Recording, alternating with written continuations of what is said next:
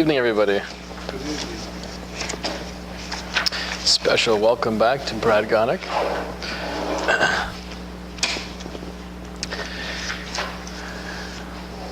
We left off last time discussing the life and the accomplishments of Yosef HaTzadik, of Joseph. And I wanted to pick up on last week's section. So we're on section The Sons of Jacob, page 4. We left off in the storyline, getting the basic background to gain an understanding of where Yosef was living in his trials and tribulations. And we got to the point where he was thrown in jail because he was falsely accused of trying to rape the wife of Potiphar. So he's in jail altogether for 12 years. And while he is there, again, because of his chen, because of the grace that people are just attracted to his personality, he becomes well-liked and rises to a high level in the jail itself. And the Torah tells us that there were two men who were thrown into jail with him. One was the head baker and one was the head candlestick baker. The butler. Wine steward. Right, the wine steward, the butler. And they both have dreams. They wake up the next morning, both looking distraught. Yosef sees them, again very keen in picking up on the subtleties of human nature. He says, "What's the problem?" And they explain, we both had these very vivid, very scary dreams. So the baker explains his dream, the butler explains his. Yosef says very clearly, the baker's dream is a clear indication that in 3 days from now, you will be executed through Pharaoh. And the butler, your dream is a clear indication that 3 days from now, you will be taken out of jail and given back your job. Lo and behold, that happens. As the butler is leaving, Joseph tells him, "Please don't forget me, mention me to Pharaoh. Tell him there's an innocent Hebrew youth that's here in prison, and explain that I have these qualities." Now, we're told in the Midrashic literature that was a mistake. Because on his level, he should have realized it's not worth it. This guy doesn't care about you. He's selfish. As soon as he's free, he's not going to try to get you out of there. It was an exercise in futility. So actually, he's taken to task for that, and he's held responsible for trying to do something that was just a waste of time. For us to relate to that idea is not so simple, because in general, there's something called hishtadlus. Hishtadlus means putting in the effort. That of course we believe Hashem runs the world and everything that happens is part of a master plan, but we also believe that we're part of the game. Part of this illusion of this world is that we have to put in the effort and try to accomplish our goals. On his level, though, of bitachon, on his level of realization that God is running the show, he should have had the recognition that this is not worth it. It's not worth my time. However, when Pharaoh himself has two frightening dreams, and all of his noblemen and sorcerers try to interpret the dreams, and no one has a good explanation, so then the butler wakes up and says, "Hey, there actually was that Hebrew kid back in jail with me, and he was pretty good at interpreting dreams." So they send for Joseph. He shaves, he gets himself nice and clean shaven to look good before Pharaoh. And he comes and he stands before Pharaoh.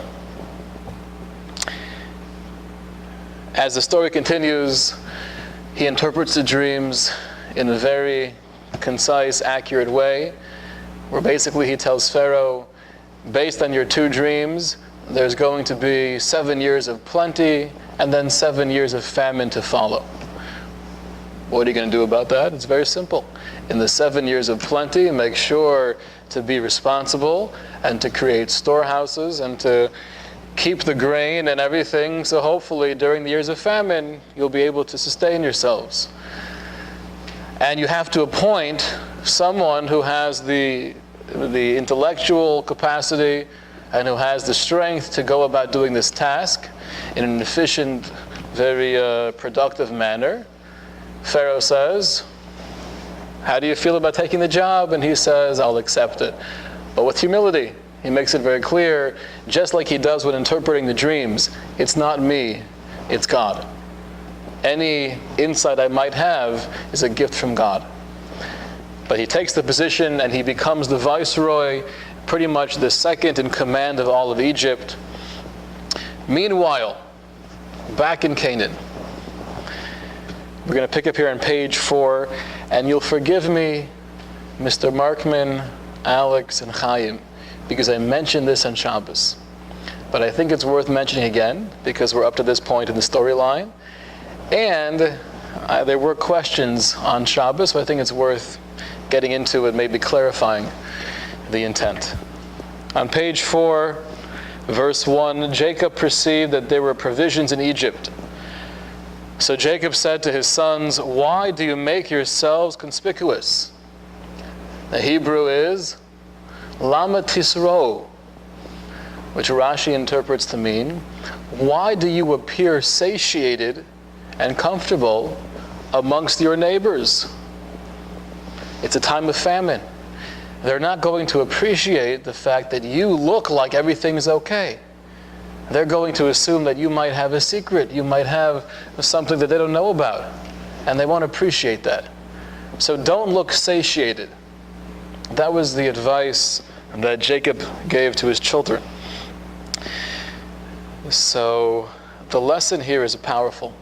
That this is not just a one-time Jacob to his children, but this is advice for all generations, for Jews living outside of our homeland, which is when you're amongst the non-Jewish world, don't appear too satiated.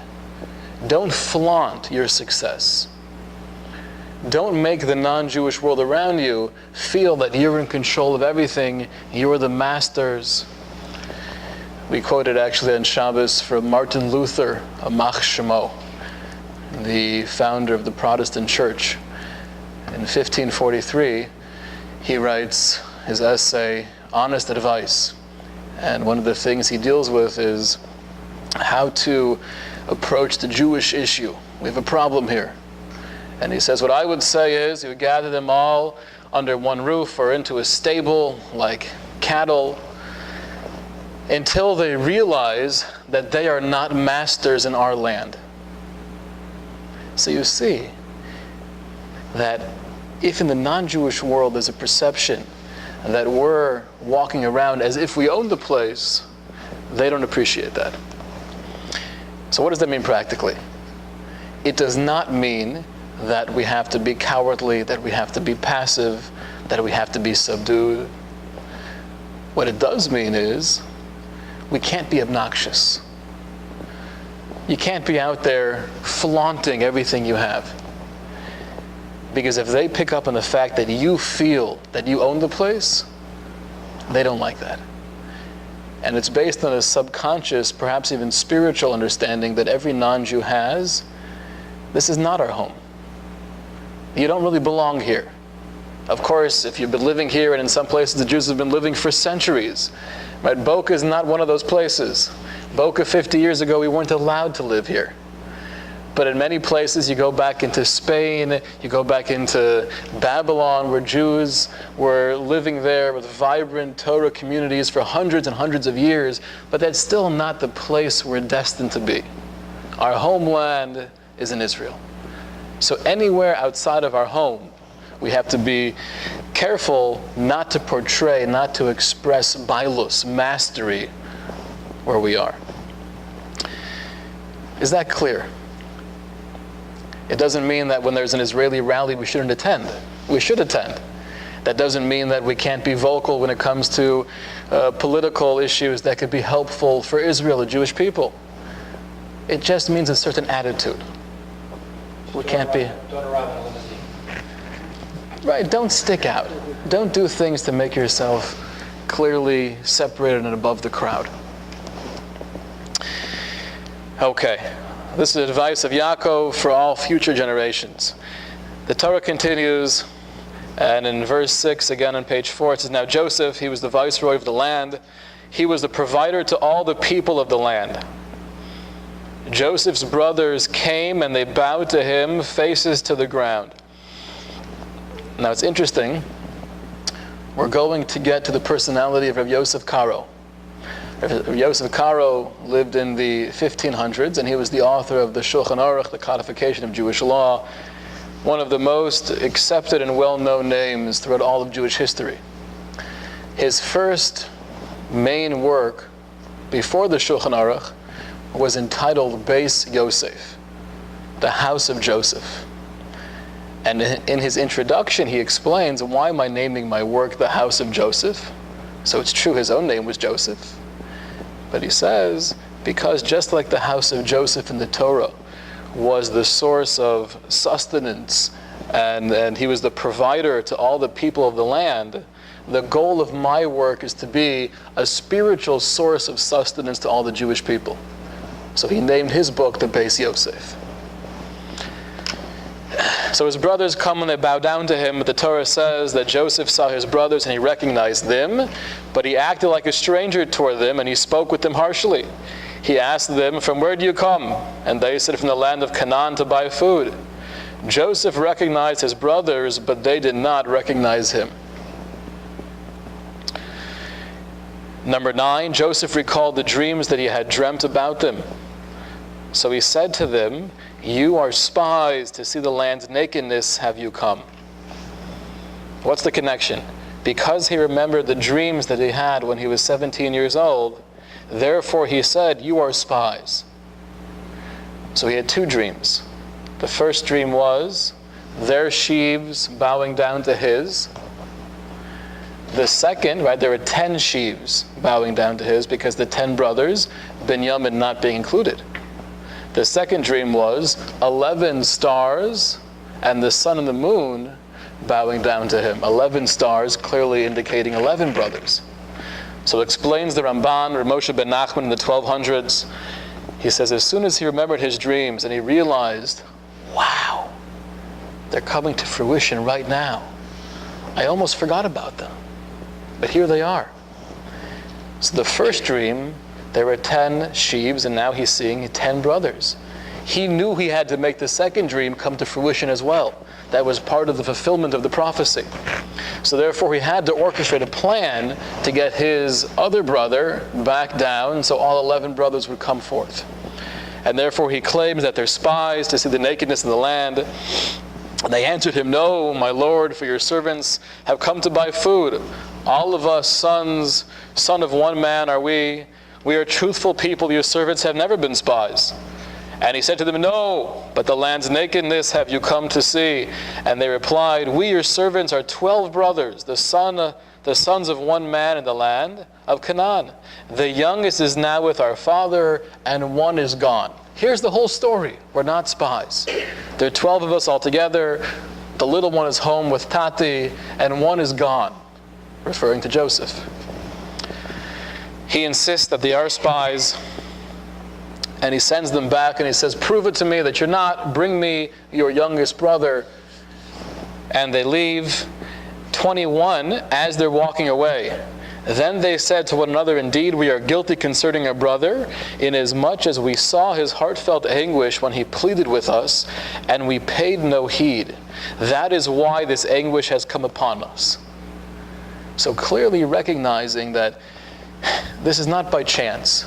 There's something happening here. There's a consequence to an action. What was the action that we're now being held responsible for? Did they at this point come to the realization that we should not have sold him? That was the wrong move? That's not what they said.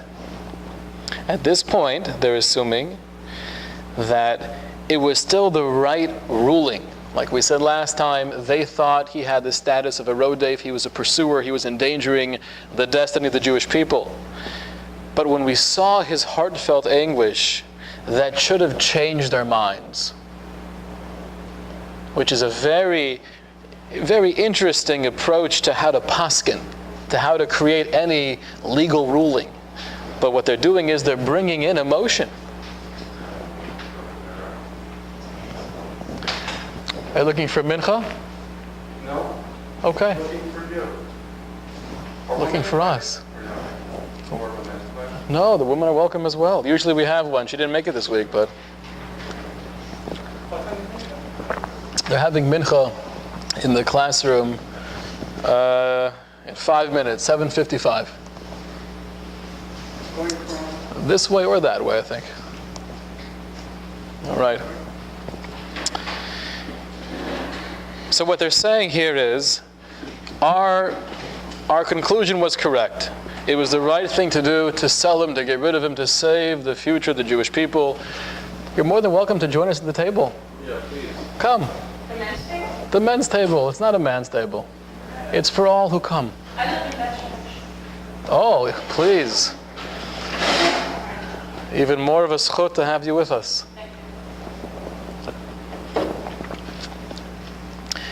What they were saying is that once we saw his pain, we should have changed our minds. So I'll share with you a story that happened this year. Nothing too profound, but interesting little episode. It was Parsha Zachar. Parsha Zachar is the Shabbos before Purim.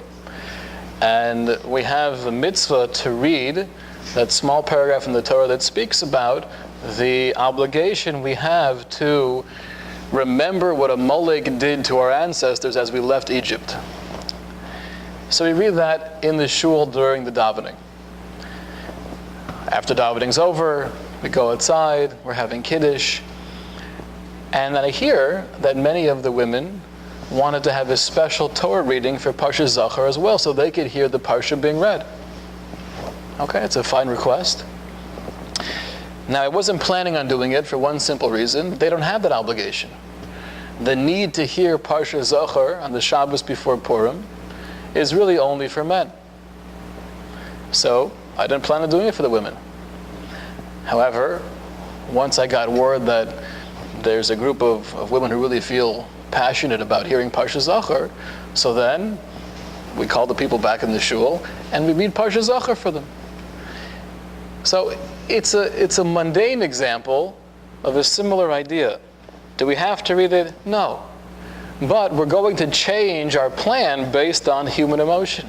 Oftentimes human emotion plays a role in legal rulings. So that's what they're saying. Because he was so distraught, we should have changed our ruling.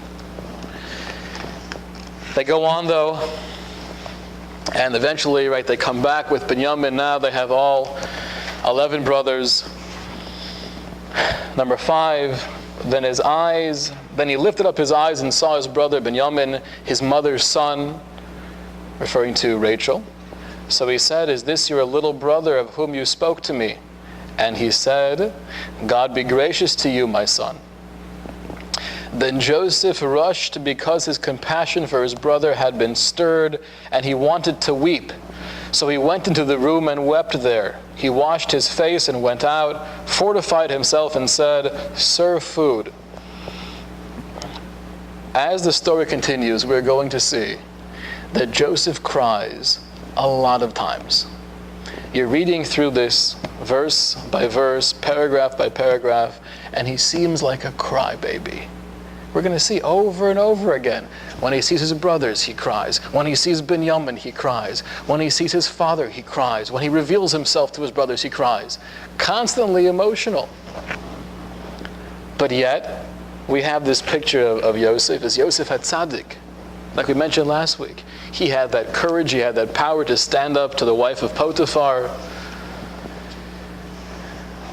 One very important lesson we see from Joseph's personality is that being emotional doesn't mean that you're not manly. To the contrary, if you're not able to express emotion, if you're not able to feel emotion, overwhelming emotion that brings you to tears, that means you're not in touch with your humanness. So it was Yosef HaTzadik, the strong, courageous, brave man that we all know and love. But at the same time, he was very in tune, very in touch with his emotions. That's part of what made him so great. Now it goes on in verse 32. They served him separately, and them separately, and the Egyptians who ate with him separately. For the Egyptians could not bear to eat food with the Hebrews, it being loathsome to the Egyptians. One of probably the first recorded histories of anti-Semitism. We can't eat with the Jews. It's a disgrace. One interpretation is because the Jews would eat meat from animals that the Egyptians felt were deities. Whatever the case is, eating with Jews is something that we can't do.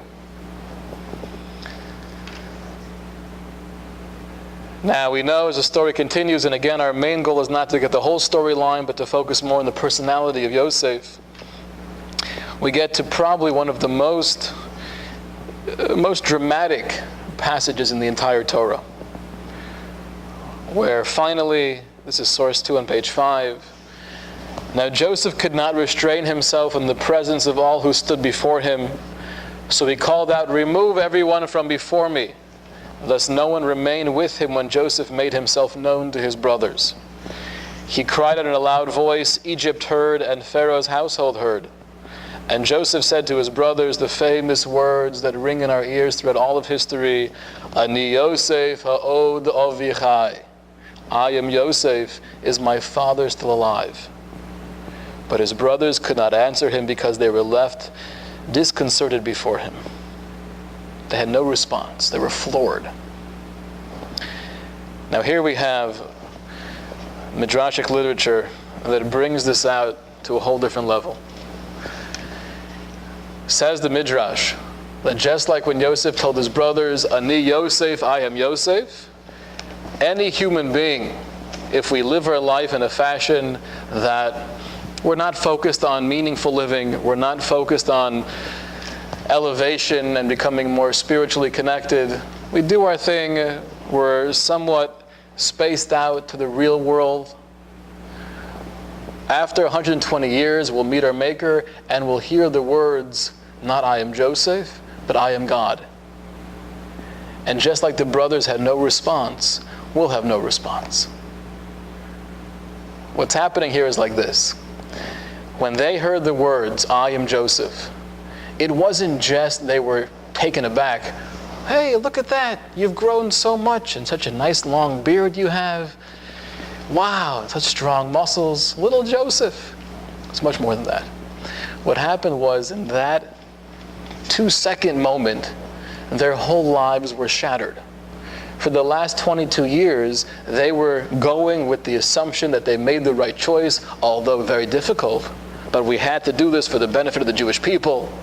And now, as they're standing before the viceroy of Egypt, and he says, Ani Yosef, ha'od avichai, they realize in that split second, the last 22 years, we've lived a lie. We were wrong. And they realized in that split second, everything came crashing down on them. The dreams came true. He wasn't this little arrogant kid who was just spoiled and making us jealous. He was a prophet. The dreams came true and we were wrong. Says the Midrash, that's the feeling one has if we live a life where we're totally disconnected, totally doing our own thing, never striving for spiritual growth. Once we leave this world and we enter into the Olam Ha'emes, the world of truth, we'll have that same feeling. What did I do the last 95 years? I was wasting time. There were so many opportunities. The Vilna Gaon, the 1700s, has an essay where he speaks about what it feels like the moment after death. And you read this and you shudder. He says that in a situation where a person passes away and really their whole life they'd never had the focus on real, meaningful pursuits, as soon as they leave this world, so now there's no longer an opportunity to fool yourself. As long as you're here in the world of darkness or the world of illusion as it's referred to, you could always play games, you could always rationalize, But once you leave the world of darkness and you're thrown into the world of light, no more games. It's just you and objective truth. That could be the most blissful, most wonderful experience imaginable, and that could be the most torturous, painful experience imaginable. It's similar to what the Talmud says, that in the end of days, God will take out the full radiance of the sun, the wicked will burn from it, and the righteous will be healed through it. It's the same exact thing. It's not heaven and hell. They're not two different places. It's just this unadulterated, totally pure, brilliant truth. And depending on how much of that I've inculcated into myself, how much of that light I've brought into my own being, that'll determine my experience of that ultimate light. One example on a very mundane level would be, I have memories of going to the museum with my parents. And I was always into art. I painted myself and I appreciated it, but not to the same extent they did. So I have these memories walking around, and you're looking at one painting for 10 minutes. And my father showing me, the brush strokes and the contrast. And after a while, you want to jump off the roof of the museum because it is so dreadful. It is so boring. Give me anything to do besides stand here and look at the brush strokes. At the same time, my parents are at this exact same place, looking at the exact same paintings, and they're in heaven. Same thing with life after death. It's the same reality. It's being thrown into this wellspring of light and truth, and depending on the life that we lived here, that'll be the experience there. So this one line where Joseph reveals himself to his brothers, says the Midrash, is really telling us the way that we can feel when God reveals himself to us. They had no answer, they had no response. But then he goes ahead and he pacifies them. And he says, don't be overly hard on yourselves. This was all meant to be, because only through me being here in Egypt am I now able to support the entire family. So it was all ordained, preordained. And therefore what? And therefore you're not to blame? Therefore you won't be held responsible for your choice? Was he saying that? You can't say that. They made the wrong choice, and they will be held responsible for that choice. But his point was, don't think that by making that wrong or bad decision, you had an impact on the destiny of me as an individual or on the Jewish people. You didn't mess things up. This is all meant to be all part of the plan. Don't think you changed that. Then in 14, he fell upon his brother Binyamin's neck and wept, and Binyamin wept upon his neck. He then kissed all of his brothers and wept upon them. Afterwards his brothers conversed with him. Question. Well, that's something when it says that, it also means that I don't harbor any ill will towards you. Like, I think it was a very important thing for him to get out, because they expect Yosef to feel like, he's still considered the brothers, and there's no ill will at all. Meaning that there should be a natural fear. Right now our brother has a lot more power than we do. He has every right and all the ability to kill us. And we're going to see, as we get a little bit farther along, they were never really felt comfortable with the situation until the very end.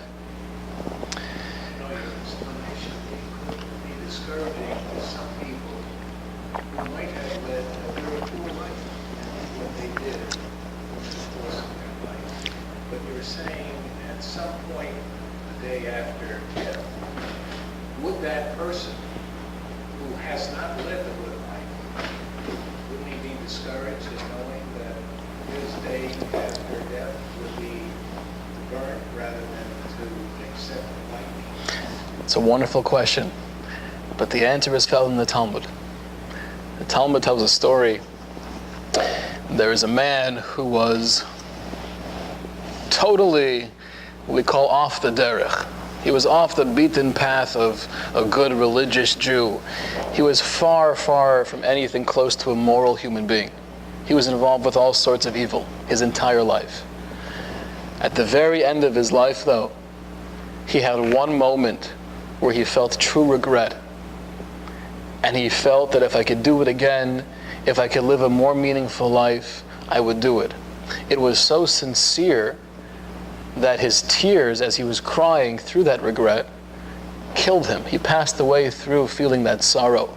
The Talmud says, a bas kol came out, a heavenly voice rang out from Shemayim and said, he is a ben olam haba. He is in the highest levels in the world to come. A whole life led doing evil, despicable things. One moment of sincere tshuva. Tshuva is the idea of returning. Can change everything. So Rabbi Yehuda Hanassi, who was the author of the Mishnah, he says when he heard about that story, he cried.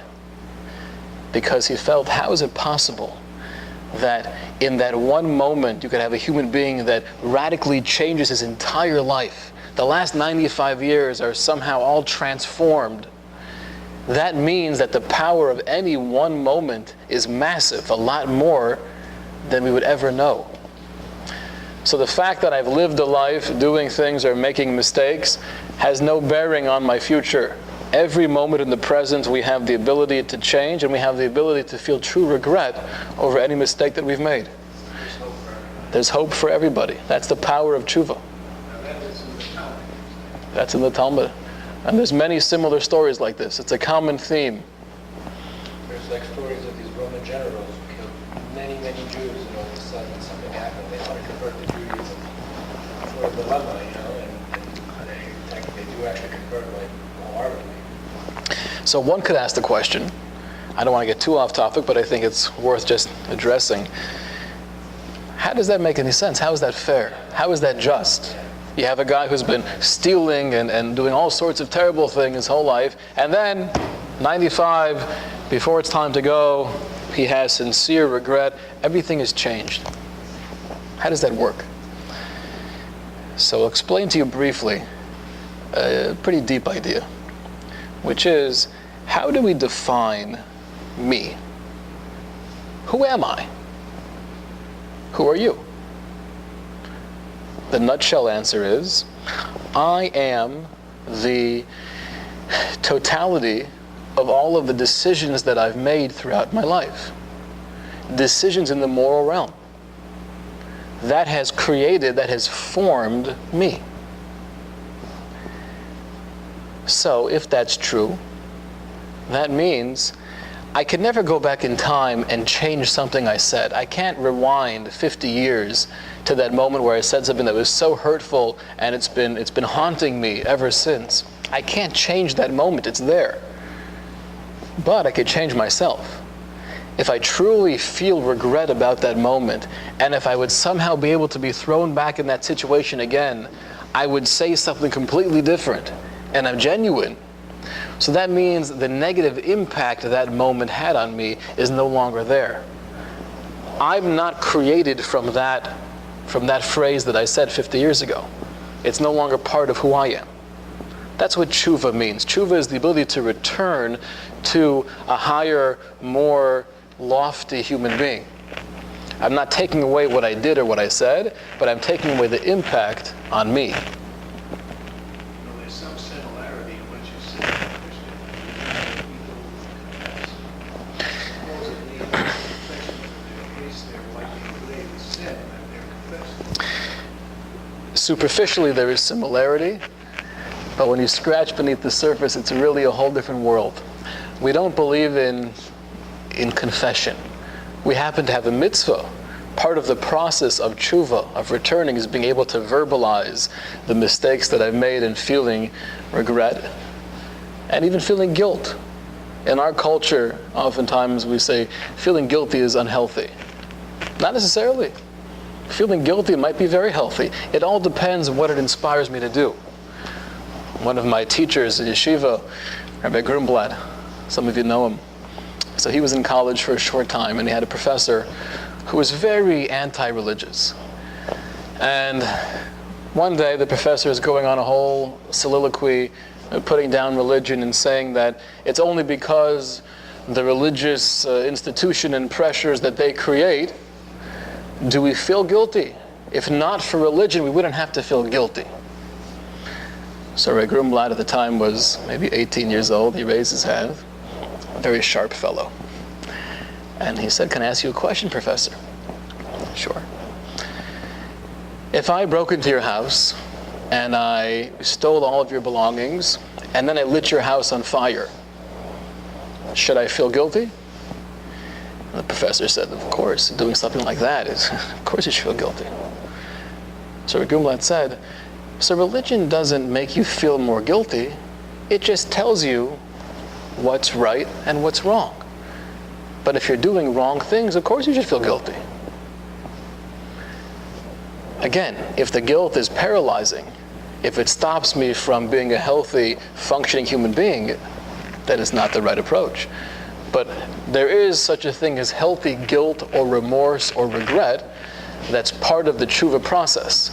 We don't believe, however, in dry confession. Just saying a couple of Hail Marys, you're off the hook. That doesn't work. On Yom Kippur, one of the things that we klap al chet for, that we ask forgiveness, is for saying or for reciting confession without meaning it. Right? So similar but very different. It's this idea of tshuva, though, that Yosef had in mind.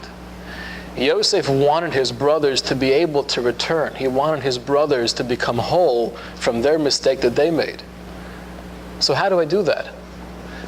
So by recreating a situation very similar to the one where they made the wrong choice, where they got rid of me, I want to put them back in that same scenario, give them the same opportunity, and this time make the right choice. And that's why he threatens to hold Binyamin hostage, to keep Binyamin. And then he sees, how are they going to respond? Yehuda, who didn't stand up the first time when they were selling Joseph, now he stands up and says, "Over my dead body." At that point, Joseph knew, we have tshuva. Because that's the real definition of returning. You're put in the same place you were before when you made the wrong decision, and now you make the right decision. So to understand just again quickly what he was trying to accomplish here by having them sent away, calling them spies, and then bringing them back with Binyamin, the first thing was, like the Ramban explains, is to bring the dreams, the prophecies into fruition. They had to occur. The second idea, which is based on the writings of Shamshon Raphael Hirsch, one of the great German rabbis of the 1800s, he says that it was to create a similar experience, to give the brothers the opportunity for tshuva, to rectify the mistake they made 22 years ago.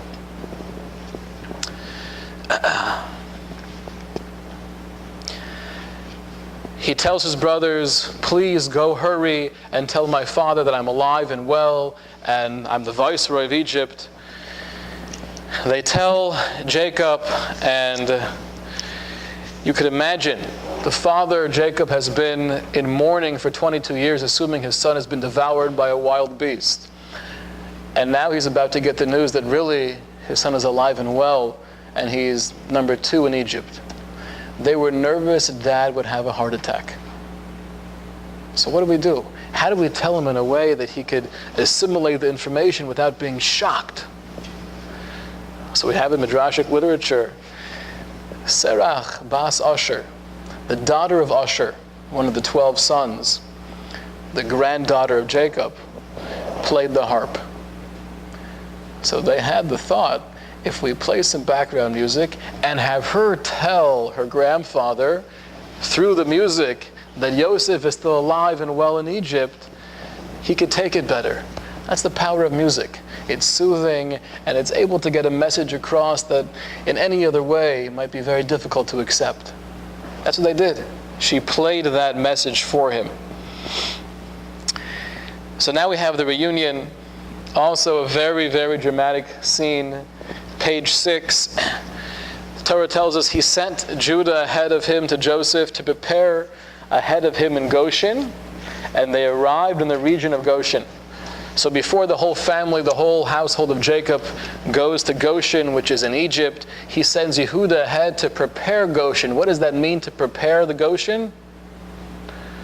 We have in Miragic literature, Rashi quotes this, to prepare a yeshiva, to create some kind of learning institution. So when we get there, we'll have learning set up to go. What were they learning?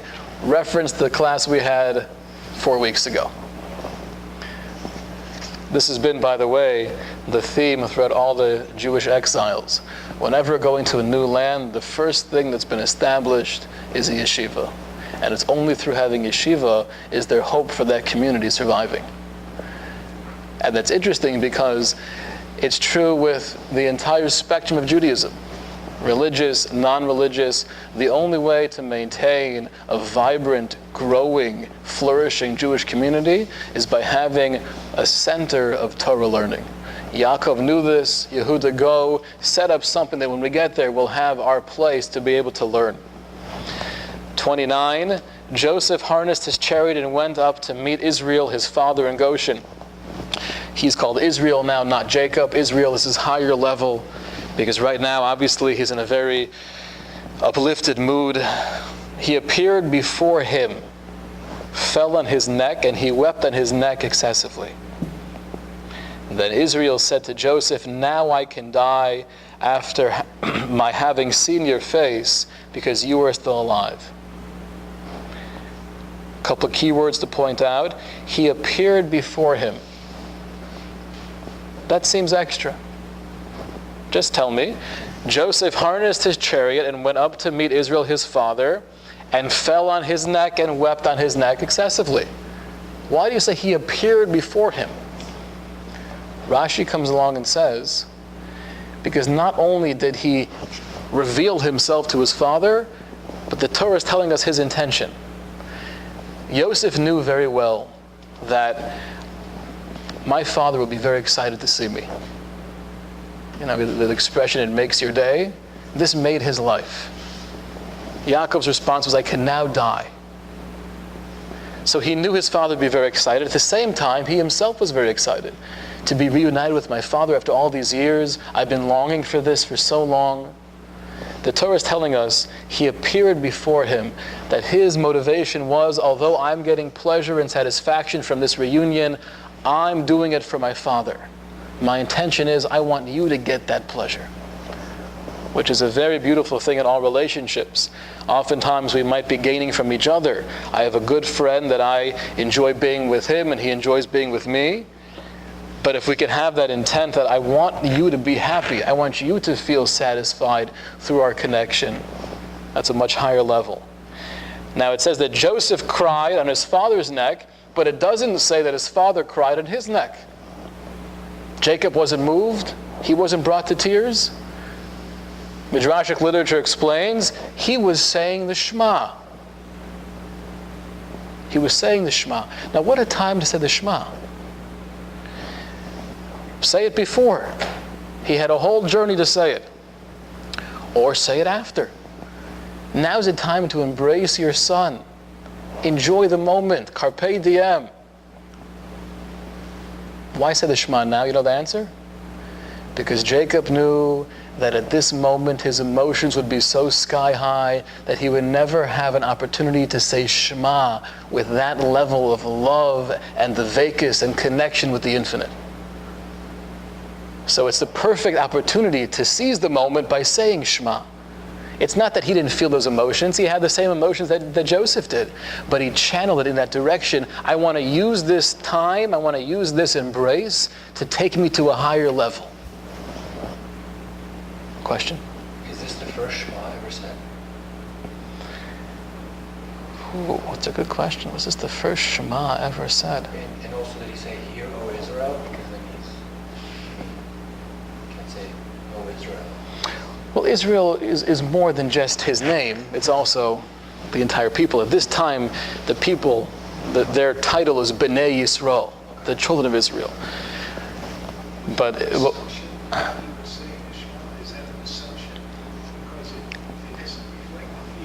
not reflected at all. That's in Midrashic literature. It sounds like that was a tradition that was passed down.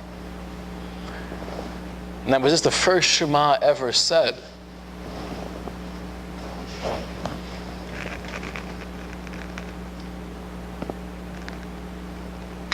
It's a good question. Do some research. I don't know. Okay, so we know now that Joseph brings Jacob his father, and he presents him to Pharaoh, and he blesses Pharaoh, and he gets his whole family set up in Goshen, Goshen being a wonderful land for the Jewish people, and now all is looking well. The Jewish nation is united, they're taken care of, they're being fed in the famine, they have a nice connection with a politician who's in a very high place in the government, and they have beautiful land for their sheep and their cattle to graze. What more could you ask for? Jacob eventually comes time to pass away, and he gives his famous blessings to 12 of his children and to Ephraim and Manasseh. Ephraim and Manasseh are the children of Joseph. And the blessings are not just the bracha, but they're really prophecies and predictions for the future. We're not going to have time to go through each one of those. But on his deathbed, that's what he tries to do. There's actually a moment here. I don't have it in the sheets. But the Torah says he wanted to reveal the end of days to his children. But then he goes into the blessings. And Rashi points out that he had in mind to give them the date of Mashiach, to tell them when the Geula, when the redemption, when the world would come to a changed reality, when that would happen. But that was taken away. That little glimpse of clarity was taken away. One of the sources that there are certain things we're not meant to know, Mashiach being one of them. However, on his deathbed, he blesses his children. Ephraim and Manasseh are grouped together with the 12 sons. Every Friday night we say, the blessing we give to a girl is very simple.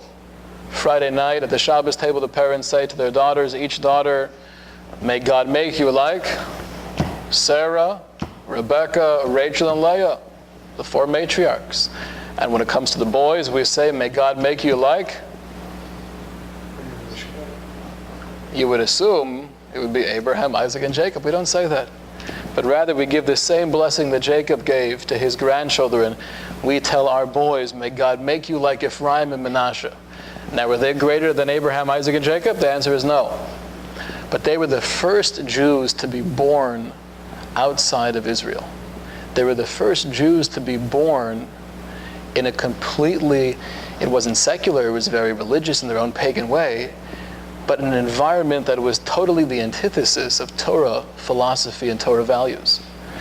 So the blessing that Jacob was giving them, and therefore we give to our children, even though there's a lot of outside forces, and there are things that are very, very far removed from our Torah philosophy, may God make you like Ephraim and Manasseh, that even amongst that raging sea of assimilation and all sorts of other isms, socialism, communism, whatever it may be, may you stand strong and committed to Torah values. Jacob passes away, and as they're going to bury him, famous midrashic source tells us that Esav, the brother of Jacob, stops them. And he says, I'm sorry, you have no right to bury Yaakov in the Maras Machpelah, the land in Hebron that was bought by Avraham, because this burial plot belongs to me, not my brother Jacob. And there was a whole debate back and forth, arguing.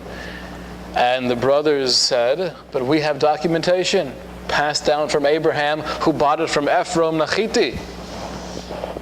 Esav says, show it to me. So what do? You have no way to fax, no way to email. You send Naphtali. Naphtali was the brother who was very quick. Run back to Egypt, get the documentation, and we'll prove our point. He runs back. In the meanwhile, a young man who was one of the grandsons of Jacob, his name was Hushim. Hushim was the son of Dan, one of the 12 sons. He was unique because he was deaf. Couldn't hear anything that was happening. So he motions to one of his brothers to explain what's going on, why the delay. And they explain to him what's happening. And Chushim says, I don't know if he says it verbally, but he thinks to himself, 1 second, my grandfather is laying here in disgrace, and we're waiting around until Naphtali goes and gets the documentation? This is crazy. Takes out his sword, goes over to Esav, chops off his head, and says, proceed weiter. That's what it says. Says Rav Chaim Shmuel Levitz, right, the great mashgiach, the great spiritual leader in the Mir Yeshiva in the 20th century. He says, what can we learn from this? Why was it Chushim? For whatever reason, let's assume it was the right thing to do. Why was he deserving of death? We'll leave that aside. But assuming that was the right move, why was it Chushim? Yehuda was there. The kingdom of Israel is going to descend from Yehuda. Reuven was there. He was the firstborn. All of the great sons of Jacob were there. Nobody thought just to step up to the plate and take care of business. It was only Chushim, the little grandchild. Says Rav Chaim Shmuel Levitz, it's because he was deaf. He didn't get caught up in the back and forth. His clarity of mission was right there, never being fogged, never being twisted through the debate. And therefore the brothers were caught up in proving their point, but he just said, what are you doing?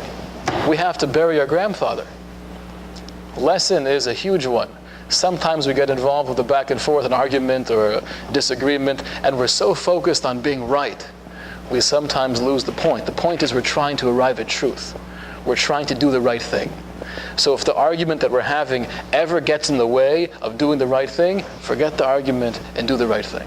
That's what Chushim did.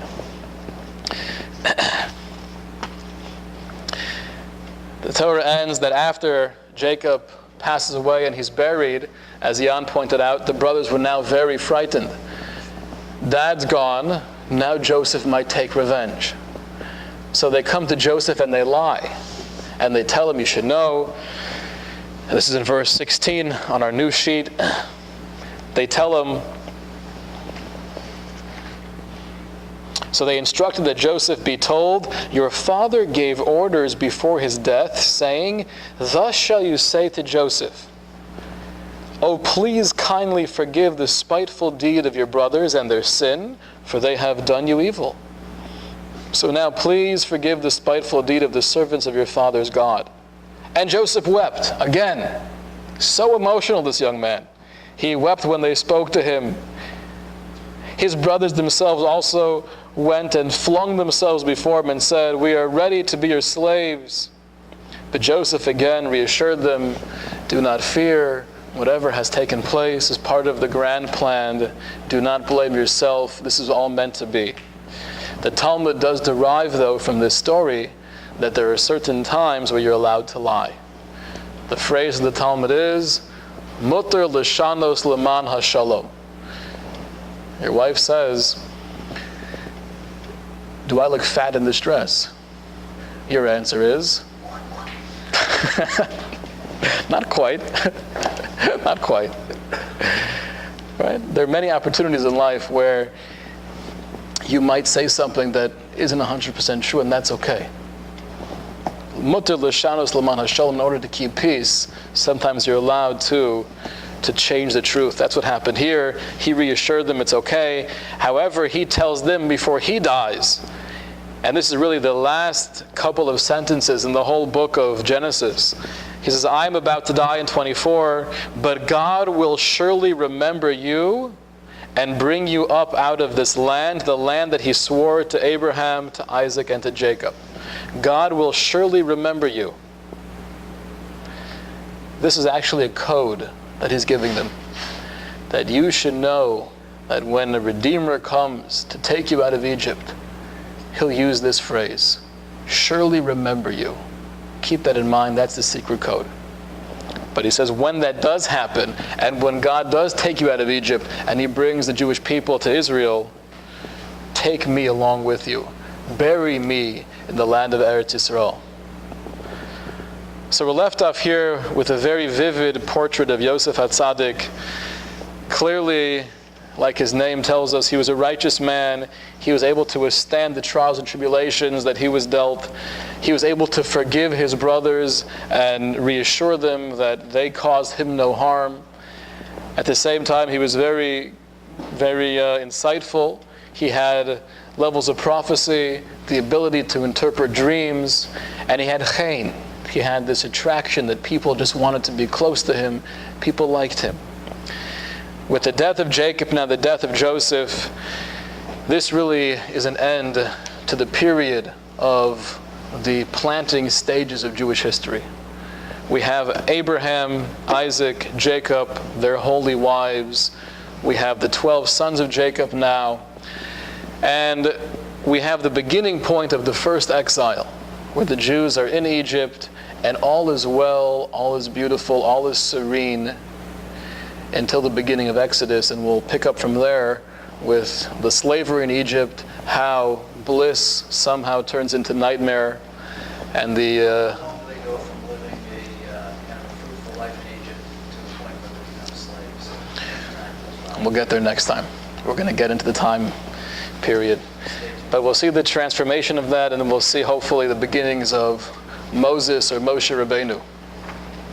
I will mention that next week we're going to be off because next Tuesday is Tisha B'Av. But anyone is welcome to come. We have a Tisha B'Av program here in the morning from 9 to about 12. We'll be going through the traditional kinos, the poems describing different tragedies of Jewish history, and I'll be giving brief explanations of what they're talking about and bringing in some more contemporary issues. So it should be a meaningful experience. You're all welcome to come Tuesday, 9 a.m.